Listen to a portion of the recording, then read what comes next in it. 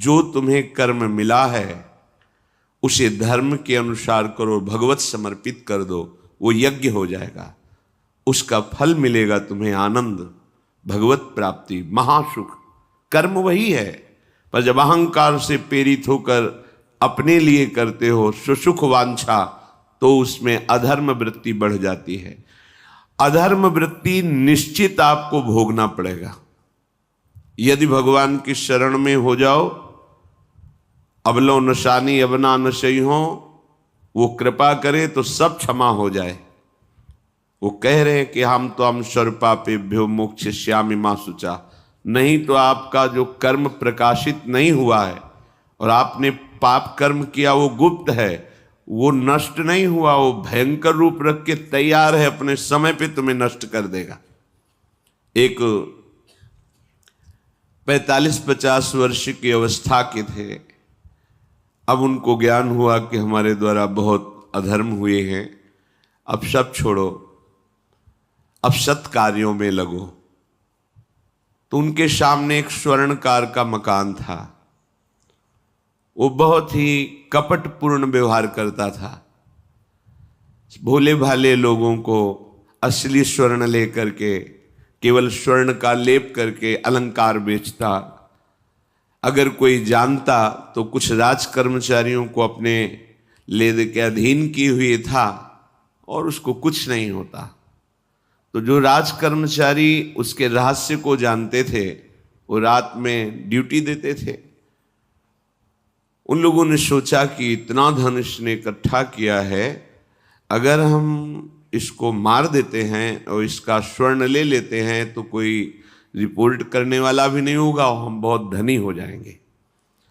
अधर्माचरण करने वाला कभी सुखी नहीं हो सकता।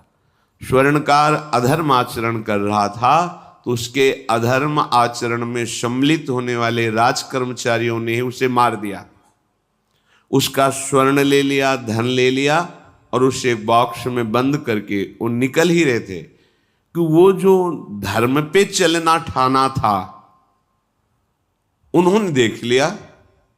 बाहर निकले, उनका ये क्या है, अब वो तो फंस गए क्योंकि बॉक्स में उसकी लाश थी और सब बैग झोला में स्वर्णाभूषण धन था। उन्होंने तुरंत उसको कहा, आवाज मत दीजिएगा, देखो हम तुम्हें हिस्सा दे देंगे, ये जो धन हमारे पास है इसको हम 3 हिस्से में बांट लेंगे और इसको हम नष्ट कर देते हैं, कोई जानेगा नहीं, हम राज कर्मचारी हैं, किसी तरह का फसाव नहीं होगा। उन्होंने कहा, ये मैं अधर्म का कार्य नहीं कर सकता, मैं तो अब हल्ला मचाऊंगा, सबको बुलाऊंगा और बताऊंगा कि तुमने इसकी हत्या की है और इसका धन अपहरण कर रहे थे। अब राज कर्मचारी, उन्होंने सोचा हमारी ड्यूटी भी जाएगी, धन भी जाएगा, सजा भी मिलेगी। दोनों ने इशारे में ही बात कर ली और हल्ला मचा के दौड़ पाए, पकड़ो इसे, पकड़ो, जाने न पाए। उसे पकड़ लिया, लोग इकट्ठा हुए, क्या हुआ, देखो ये धन अपहरण करके जा रहा था, इसकी हत्या कर दी। तो हम लोग गश्त लगा रहे थे तो हमें शंका हुई, आए तो देखा ये पकड़ा गया, जो धर्म से चल रहा था उसको पकड़ लिया। अब तो प्रमाण, राजकर्मचारी खुद गवाही देने के लिए तैयार, उसे बंद किया गया, मुकदमा हुआ। वो बार बार जज के सामने यही कहता था, जिसकी कसम खवाओ हम कसम खा लेते हैं, हमने बिल्कुल ये कार्य नहीं किया, ये लोग ये कार्य कर रहे थे, हमने इनको रोका तो इन्होंने मुझे साझेदारी के लिए, पर मैंने वो स्वीकार नहीं किया तो फिर इन्होंने ऐसा किया। पर उसकी कौन बात माने, राज कर्मचारी गवाही।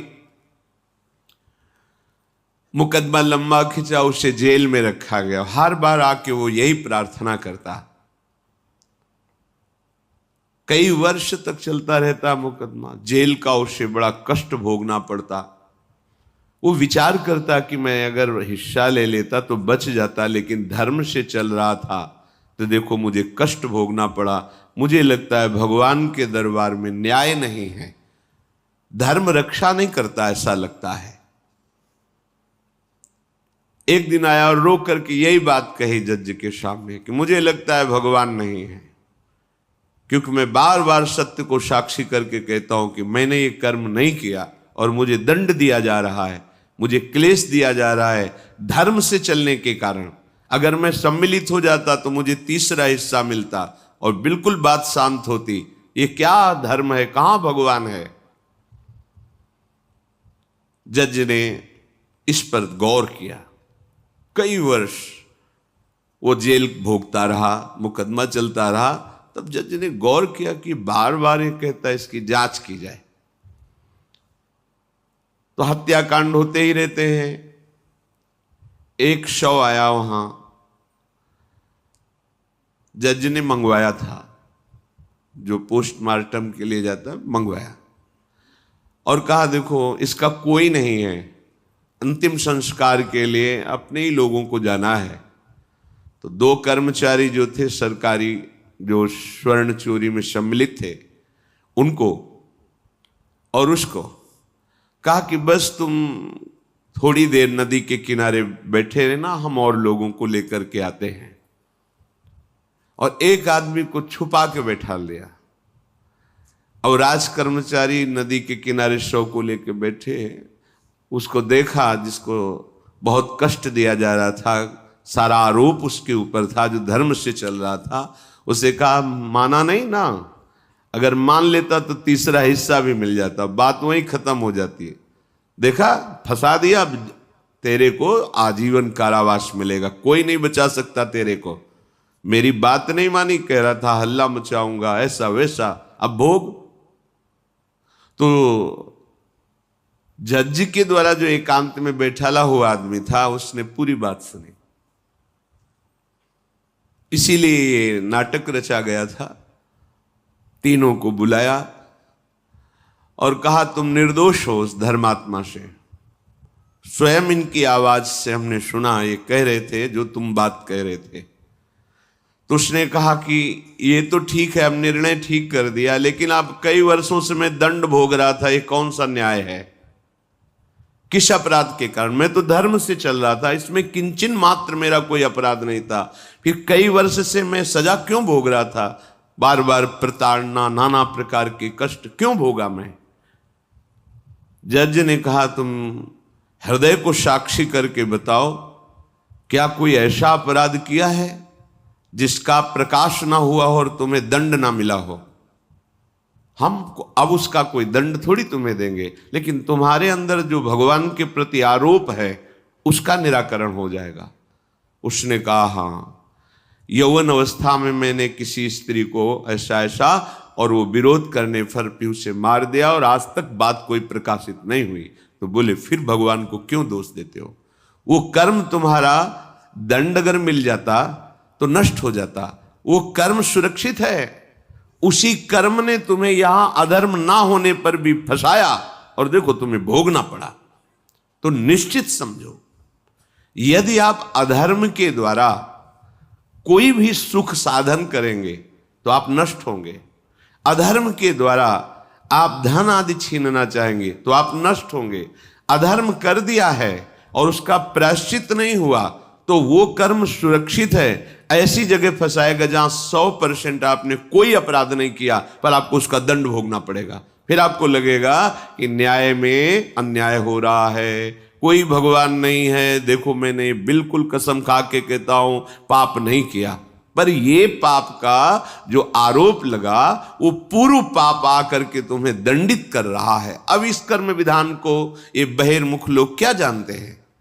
तभी कहते हैं अरे कहां भगवान, कैसे भगवान? आज तुम धर्म से चल रहे हो, लेकिन कल तुमने जो कर्म किया तो तुम शरणागत होकर भजन के द्वारा उसको नष्ट नहीं किया ना, तो वो सुरक्षित है। अवश्य में भोक्तव्यम कृतम कर्म शुभाशुभम। इसलिए श्री भगवान आदेश कर रहे हैं यज्ञार्थात कर्मणोन्यत्र लोकोयम कर्म बंधनहा तदर्थम कर्म कौन्ते मुक्त संगहा समाचर। मुक्त हो जाओगे, न काम तुम्हें अधीन कर पाएगा, न पाप अधीन कर पाएगा, परमानंद में डूब जाओगे। केवल प्रभु के लिए कर्म करो। ये अगरबत्ती, धूप बत्ती, आरती, पूजा प्रभु को अपना नहीं माना तो ये थोड़ा शुभ कर्म बन गया, बस ये तुम्हारा प्रायश्चित नहीं होगा। जो तुमने अधर्माचरण के अगरबत्ती धूपबत्ती से खत्म होने वाले नहीं हैं, उनके लिए तुम्हें नाम जप करना पड़ेगा, नाम कीर्तन करना पड़ेगा। नाम कीर्तनम यस्य सर्व पाप प्रणाशनम, समस्त पापों का नाश करने में समर्थ है। राधा राधा राधा, कृष्ण कृष्ण कृष्ण, गोविंद गोविंद गोविंद। भगवन नाम, अगर भगवन नाम का आप निरंतर जप करने लगे तो आप स्वयं तर जाएंगे और लोगों को तार देंगे। मम भक्तियुक्तो भुवनम पुनात् सतरति सतरति सा लोकान तारयति। जो भी कर्म कर रहे हो वो भगवान के लिए भावना करो, उस कर्म को भगवान को समर्पित करो, तो तुमसे पापाचरण नहीं होगा। जो पापाचरण हो गए हैं 10 मिनट केवल बैठ करके अपने घर में ही ताली बजा के मंजीरा लेकर के, इसे नाटक मत समझो, आडंबर मत समझो। नहीं, जो आडंबर और नाटक किए हैं ना, वो जब अपना नाटक फैलाएंगे तो तुम उस नाटक से निकल नहीं पाओगे। माया का नाटक है। भगवान नाम कीर्तन, ये जो लोग कहते हैं ना कि भगवान तो हृदय में बैठे, दिखावे की क्या जरूरत है। अगर इतना बोध हो चुका है भगवान हृदय में बैठे, तब तो आप सिद्ध हो गए। केवल वाणी से बोल रहे हो, मन मानी आचरण कर रहे हो, दुर्गति को प्राप्त हो रहे हो, तो है ना सबके हृदय अछत विकारी, पर सकल जीव जग दीन दुखारी। सबके हृदय में बैठा है, पर दुर्दशा रोक रहा है क्या वो? क्यों? क्योंकि तुम केवल बातों से कहते हो सबके हृदय में बैठा है। ऐसा अनुभव किया? अगर ऐसा अनुभव किया तो व्यभिचार किसके साथ करते हो, चोरी किसकी करते हो, हिंसा की, कपट किससे, द्वेष किससे? बस केवल बातों से बात नहीं बनती। ये कर्म बातों से नष्ट नहीं होता, इसके लिए अनुष्ठान करना होगा नाम का। चाहे जैसी परिस्थिति हो, चाहे जो हो, जैसे भी हो, तुम्हारा मंगल होगा। अहोबत स्वपचतो गरीयान यज्जिभ्यागे वर्तते नाम तुभ्यम। वो नीच आचरण करने वाला, अभक्ष पदार्थ खाने वाला भी यदि भगवान नाम उच्चारण करता है तो परम पावन हो जाता। अहो, आश्चर्य की बात! बड़े बड़े प्रायश्चित जिसे पावन नहीं कर सकते, भगवान नाम उसे पावन कर देता है। जय शीत हरिवंश विचार के मनुज देह गुरु शरण गही, सकई तो सब पर पंच तज कृष्ण कृष्ण गोविंद कही। कृष्ण कृष्ण गोविंद क्या जाता है? हम तो ये नहीं कह रहे कि तुम नहा के जपो, तुम ऐसा जैसे हो, जहां हो, गोविंद गोविंद, राधा राधा राधा वल्लभ श्री हरिवंश, तुम पावन हो जाओगे प्यारे। तुम्हारी दुर्गति, तुम्हारी विपत्ति, तुम्हारी उन्नति में जो बाधक कर्म है उनको नष्ट करो। किसी से भीख मांगने की जरूरत नहीं, कृपा की। अगर नाम जप नहीं तो कहीं भी भाग के चले जाओ, देख लो तुम्हें क्या मिलता है। नाम जप करो, तुम स्वयं देने वाले बन जाओगे। मांगना मिट जाएगा जन्म जन्म का। विश्वास करो, जैसे भी हो। नहीं छोड़ पा रहे गंदी बातें, शुरू करो। नाम को तो अंदर लाओ, वो तुम्हें इतनी सामर्थ्य देगा, सब छूट जाएगा, सब छूट जाएगा। विश्वास करो। आज तक जितने बड़े बड़े ऊंचाई के पद पर पहुंचे हुए महात्मा हैं, सबके मूल में नाम पाया गया। निरंतर नाम जप, निरंतर अभ्यास करने से होता है। विश्वास करो, इसके बराबर न तीर्थ याटन है, न कोई अन्य साधन है। नाम कलयुग केवल नाम आधारा, सुमिर सुमिर नर उतर ही पारा। जिसने नाम का आश्रय ले लिया महासुखी हो गया। पर जब तक तुम्हारे पाप कर्म भस्म नहीं होते, तब तक तुम्हें आनंद नहीं मिलेगा। इसलिए विश्वास करके दीर्घ काल तक सम्मान पूर्वक, आदर पूर्वक हृदय में नाम जप करो। जब पाप वासनाएं नष्ट हो जाएंगी, पाप प्रवृत्ति नष्ट हो जाएगी, तब आनंद की धारा, तुम्हें कोई भी विपत्ति, कोई भी संकट परास्त नहीं कर पाएगा। प्रश्न होता है कि हम बहुत प्रयास करते पर सफलता नहीं मिलती। प्रयास को कहते हैं पुरुषार्थ, और सफलता नहीं मिली उसको कहते हैं प्रारब्ध। कभी कभी प्रारब्ध बहुत जोर का होता है, जो बड़े बड़े ऋषि मुनियों के ऊपर भी हावी हो जाता है। पर पुरुषार्थ व्यर्थ नहीं जाता। यदि वो सत है तो, तुम्हारा पुरुषार्थ भी तो असत है। अगर राधा राधा बीच में बोलते रहो और प्रभु की भावना कर लो कि 8 घंटे से जो काम कर रहा हूं वो समय और वो कार्य दोनों प्रभु को समर्पित करते हैं, अब ये सत्य पुरुषार्थ हो गया। अब प्रारब्ध को बदलने की सामर्थ्य आ गई तुम्हारे पुरुषार्थ में। खिलवाड़ नहीं है जो तुम एक भी कर्म करते हो, वो कर्म सुरक्षित है, वो तुम्हें दंड दे के रहेगा या तुम्हें सुखी करके रहेगा। असत है पाप है तो दंड देगा, सत है सुकृत है तो सुखी करेगा। विश्वास मानिए, ये सत्य वार्ता है, ये कोई चाटुकारिता की बात नहीं है। सत्य में सत्य रहता है, चाहे जो युग हो चाहे जो समय हो, सत्य अपना प्रभाव दिखा के रहता है। इसलिए भगवान का आदेश है, तुम्हारा जीवन भगवत प्राप्ति के लिए, आनंद में डूबने के लिए, मस्त होने के लिए मिला है।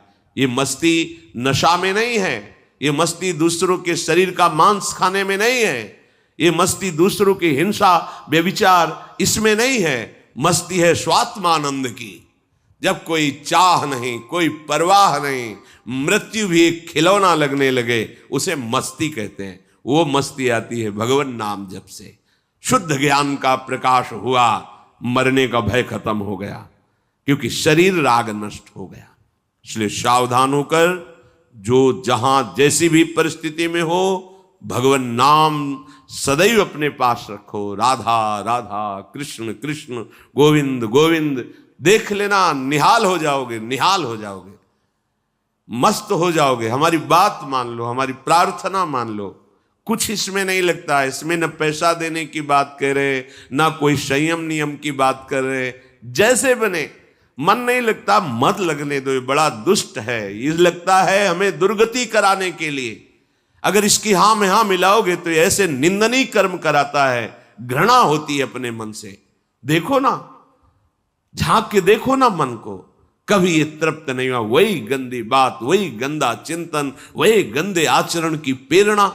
इस दुष्ट को मित्र मानते हो, ऐसे मन को? जो हमारा खास दुश्मन है वो मन है। वासनाओं में फंसा हुआ, वासनाओं की प्रेरणा करने वाला दुश्मन मन है। इस मन को डंडे से मारो। डंडा है हरिनाम, जितना जपोगे मन उतना ही सावधान रहेगा। कृष्ण कृष्ण गोविंद गोविंद गोविंद निरंतर रटन करो। राधा राधा राधा। क्या जाता है? जिह्वा से नाम उच्चारण कर रहे, शरीर से अच्छे कर्म कर रहे हैं, विचार अपने आप पावन होने लगेंगे। विचार पावन हुआ तो महात्मा हो गया, चाहे वो गृहस्थ हो चाहे वो विरक्त हो। तो ध्यान दीजिए, हमारे पुरुषार्थ को प्रबल करने वाला और प्रारब्ध को नष्ट करने वाला एक ही महान समर्थ है, भगवान नाम। इसके सामने कोई साधन बराबरी नहीं कर सकता। ये महामहिम नाम भगवान का है, भगवान को भी अधीन करने की सामर्थ्य रखता है।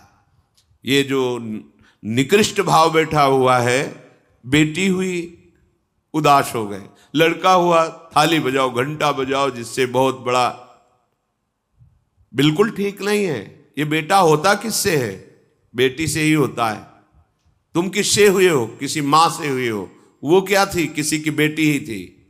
कैसी मूर्खता छा गई है, गर्भस्थ बेटी की कोई परवाह न करके उसको, ये क्या है? कितने राक्षस वृत्ति में आ गए हैं हमारी। राक्षस भी अपने बच्चों को नहीं खाते। कितनी राक्षसी बुद्धि। हम सुंदर दिखना चाहते हैं, समाज में सम्मान पाना चाहते हैं, और पाप कर्म कैसा? बेटी है गर्भ में, हत्या करा दो, नहीं चाहिए। तो बेटा कहां से पैदा होगा? वो किसी की बेटी से ही तो पैदा हो रहा है। कैसी मूढ़ता छा जाती है। वैसे भी शास्त्र में स्त्री हत्या करना बहुत बड़ा महापाप कहा गया है। फिर भ्रूण हत्या, गर्भ हत्या, गर्भस्थ शिशु की, उसमें भी कन्या, सर्वनाश। इसके बाद फिर रोते हैं, हमने कौन सा पाप किया, भगवान ने हमारा पुत्र छीन लिया। कौन सा पाप किया, भगवान ने ऐसा कर दिया। अरे अपने डायरी में तो लिखा करो कि तुमने कौन से पाप किए हैं। फिर जब परिणाम आवे तो सोचोगे तो लगेगा बहुत हल्के में निपाट रहे हैं भगवान, हमें तो बहुत कष्ट मिलना चाहिए। कैसी कैसी निर्दयता बैठ गई हो। हम मनुष्य कहलाते हैं, सदगृहस्थ कहलाते हैं, गर्व से चलते हैं। और गर्भस्थ शिशु की हत्या करते हैं। मान जाओ, ना सत्संग सुन रहे हो, ना शास्त्र स्वाध्याय कर रहे हो, इसलिए तुम्हें पता नहीं कि तुम कौन सा पाप कर रहे हो। ऐसे ये पाप, कुछ पाप ऐसे हैं जिनको वज्र की लीक कहा गया। वज्र की लीक में मिटाल नहीं सकते, तुम्हें भोगना पड़ेगा। जो गृहस्थ है और संतान नहीं है, उस जीवन को सार्थक करने के लिए अपने गृहस्थ जीवन का त्याग करो, तीर्थ धाम कहीं वास की व्यवस्था करो और दोनों मिलकर भजन करो, अपने शरीर को पूरा करो, तो जीवन सार्थक हो जाएगा। अगर गृहस्थ है, संतान है, पढ़ाओ लिखाओ, उसको उसी योग्य करो जैसे तुम्हारे माता पिता ने किया है, तो तुम उस ऋण से मुक्त हो जाओगे। और फिर भी भजन करो, भजन ही तुम्हें भगवान की प्राप्ति कराएगा। दूसरा, जो अपने धर्म से भ्रष्ट हो चुका है, उसका जीवन व्यर्थ है। आपका एक धर्म है, सबसे पहला धर्म है मनुष्य धर्म। मनुष्य का क्या कर्तव्य है?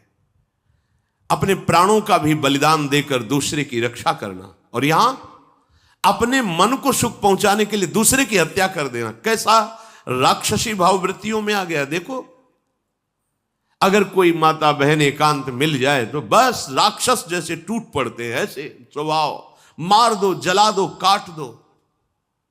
बड़ी दुर्गति होगी, देख लेना, यहां भी होगी। छुपा के भी कर लो, तब कर्म प्रकाशित होगा। जब तुम अपराध नहीं करोगे, अपराध नहीं करोगे, तब वो अपराध तुम्हें फंसाएगा और जीवन भर रुलाएगा। मरने के बाद नर्क मिलेगा। नर्क माने बड़ी जेल है, वो बड़ी जेल, ये छोटी जेल है। जैसे बड़े अपराधियों को बड़ी जेलों में भेजा जाता है, तो विश्व ब्रह्मांड की सबसे बड़ी जेल और वहां के सबसे बड़े जेलर यमराज, वहां दंड मिलता है। आप ऐसा ना सोचिए कि ये सब गप है। गांव में जैसे बात करे तो लगता है गप है, जब जेल हो आते हैं ना तो कहते हैं। एक गांव में मिले थे, कहा था कि अगर रोज 5 जूता कोई गांव में हमें मारे तो हम उसे सह लेंगे, लेकिन दोबारा जेल जाने वाला आचरण नहीं करेंगे। दिखा रहे थे कि देखो कैसे कैसे कष्ट वहां के कैदी भी मारते हैं जो बहुत पुराने हो गए हैं, वो हमको अनुशासन में रखते हैं। ऐसा ऐसा कितना कष्ट। अब वो गया ना तो भोगा, अब माया के कारण स्मृति नष्ट हो गई नहीं, सैकड़ों बार अपने भी भोग के आ रहे हैं नरक। दूसरे, उसका जीवन नष्ट है जो धर्म का त्याग कर चुका है।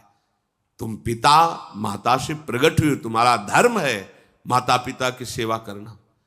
वयोवृद्ध बेचारे माता पिता उठने बैठने में असमर्थ हैं, आप पैसे कमाने के लिए अपनी बहुली निकल गए, अब वो कष्ट भोग रहे हैं। ना उनको देखना है, ना उनकी व्यवस्था करना है, मरने दो तो ठीक है।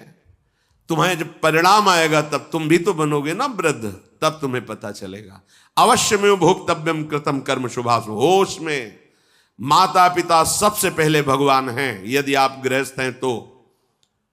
अगर आप बाल्यावस्था से भगवान के मार्ग का अनुसरण कर रहे हैं तो फिर भगवान प्रणत कुटुंब पाल रघुराई, भगवान व्यवस्था कर देते हैं।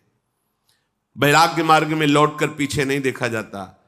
हमारे भगवान के अवतार मानेंगे महाप्रभु चैतन्य देव, नवयुति विष्णु प्रिया जी माता सची छोड़ के चल दिए। आद्य गुरु भगवान शंकराचार्य भगवान के अवतार मां केवल छोड़ के चल दिया। भगवान के मार्ग में यदि ऐसे चले तो भगवान संभाल लेते हो। परम पद मिलता है 21 पीढ़ियों को। मां तो बिल्कुल नजदीक है, 21 पीढ़ियों को भगवत प्राप्ति हो जाती है। और शब्द है प्रणत कुटुंब पाल रघुराई, भगवान स्वयं उसके परिवार का पोषण करते हैं। पर यदि गृहस्थ धर्म में हो और अपने माता पिता का त्याग कर दिया, उनकी सेवा नहीं करते, वो दुख भोग रहे, तो नरक यंत्रणा मिलेगी और जीते जी तुम उन्नति को प्राप्त नहीं हो सकते। तुम्हें भले उन्नति दिखाई देती हो, बाद में परिणाम देख लेना आप।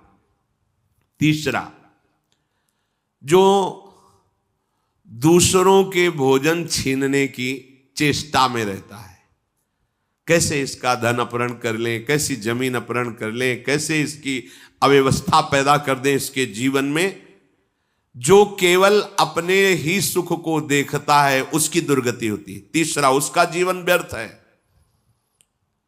जो दूसरों के सुख का अपहरण करके सुखी होना चाहता है, सदैव केवल अपने सुख में डूबना, सोचना कैसे मैं सुखी हो जाऊं, अधर्माचरण करूं, छीन लूं, क्या करूं, कैसे करूं, उसका जीवन व्यर्थ है। और चौथा, जो आए हुए साधु महात्मा अतिथि का अनादर कर देता है, अपमान कर देता है, सारे सुकृत नष्ट हो जाते हैं। ये चार का जीवन बिल्कुल व्यर्थ हो जाता है।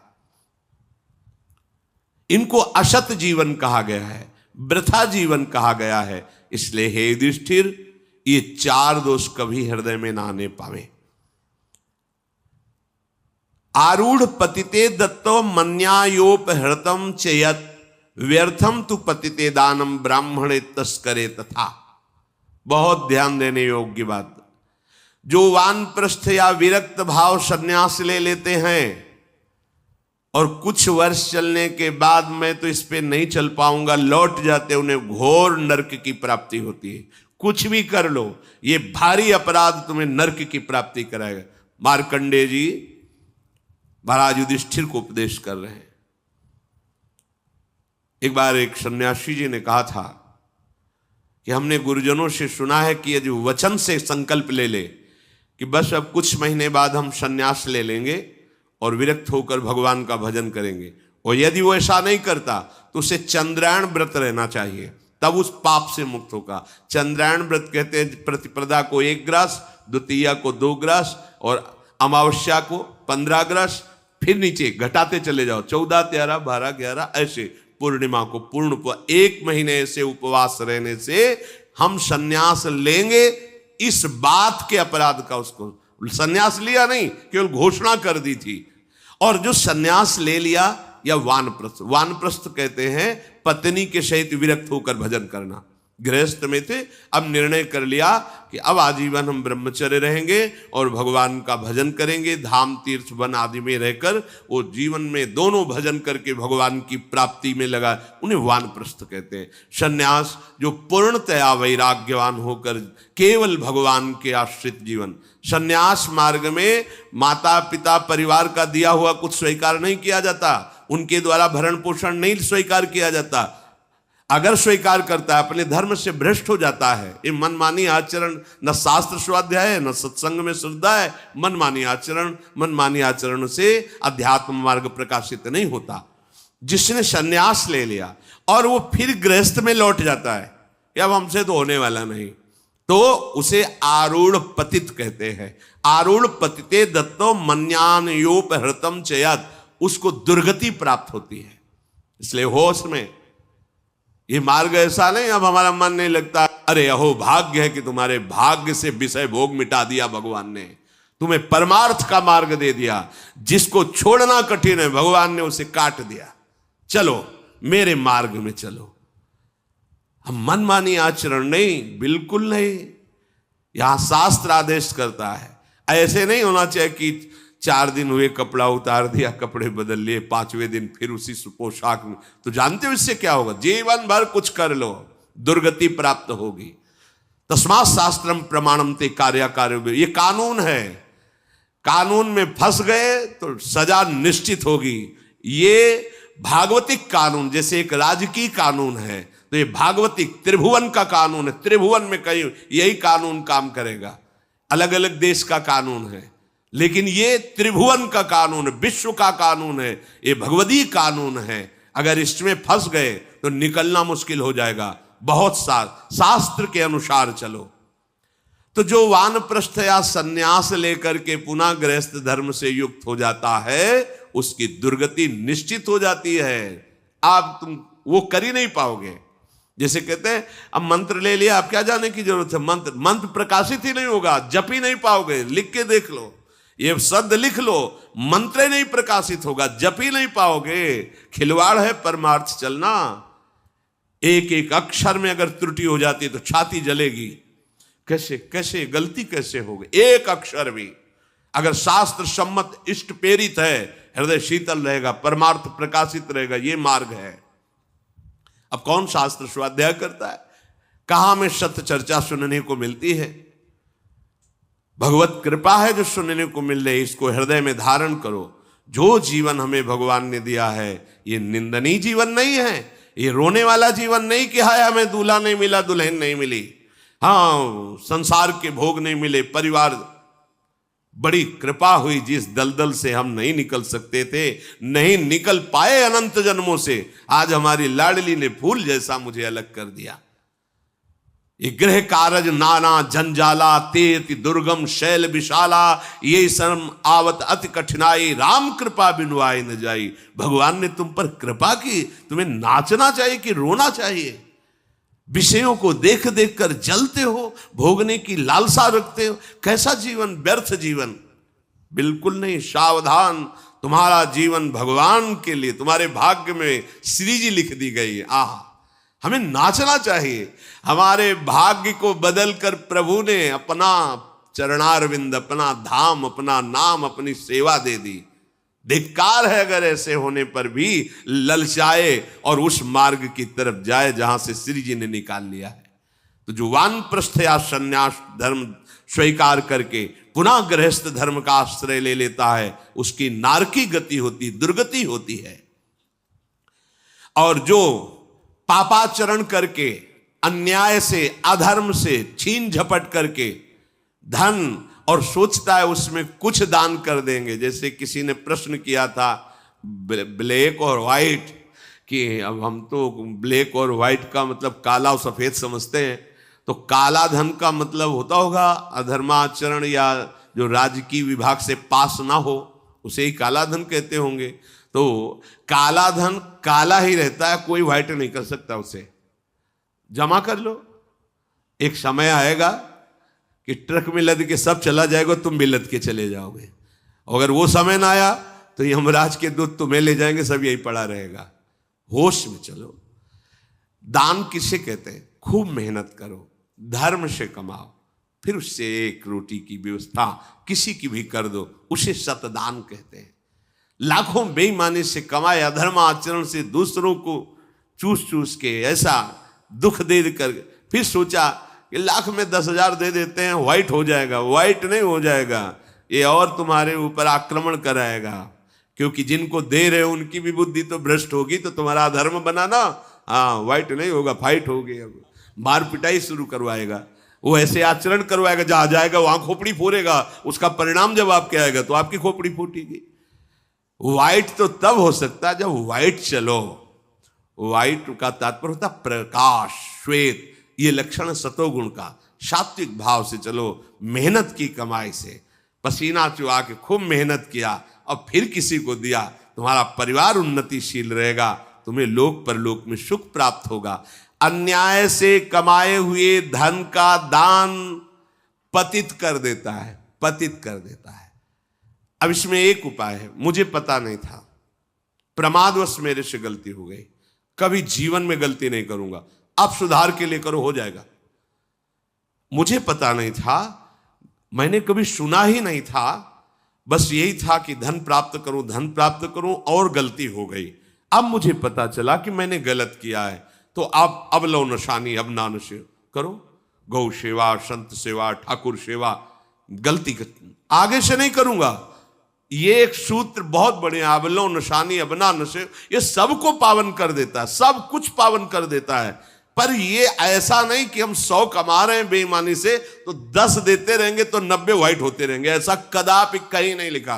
ये शास्त्र है, तस्मात् शास्त्रम प्रमाणन्ते। कई बार लोग प्रश्न करते हैं इस विषय का, ध्यान से सुन लो। अन्याय से कमाया हुआ धन अगर उसे हम दान भी करते हैं तो वो पतित ही करेगा, गिराएगा ही, किसी काम का नहीं है। आगे वर्णन कर रहे हैं कि धर्म से कमाया हुआ दान अगर ऐसे को दोगे तो वो भी व्यर्थ हो जाएगा। कैसा? मिथ्यावादी, पापाचरण करने वाला, झूठ बोलता है, पापाचरण करता है, और आप उसे दान कर रहे हैं, बाद में वो पाप करेगा तो उसका फल आपको मिलेगा। उसके पाप के बढ़ावे में आप साझेदार हुए, आपका जो दान था उसके पाप में बढ़ावा देगा, आपको उसको साझेदारी का फल भोगना पड़ेगा। कृतज्ञ, जो दूसरे के किए हुए को उपकार को नहीं मानता, अभिमानी और मदिरा पान करने वाला, अब आपसे पैसा लिया, शराब पिया, गंदे आचरण किए, आप उसके हिस्सेदारी बने। ऐसा थोड़ी दान की कोई मांग रहा है दे दो, बहुत पात्र और अपात्रता का निर्णय करके दिया जाता है। ऐसे नहीं कि मांग रहा है तो देना ही पड़ेगा, नहीं, हमें अधिकार समझ में आवे कि हमारे द्वारा दिए हुए धन का सदुपयोग हो रहा है, वहां पात्र देख करके धन आदि का दान किया जाता है। जो पतित हो चुका है, जो अधर्म व्यवसायी है, जो तमोगुण से आवृत रहते हैं और अंदर क्रोध भरा रहता है, अहंकार पूर्वक दान करते मेरा सम्मान हो, ऐसे का दान ही नहीं स्वीकार करना चाहिए।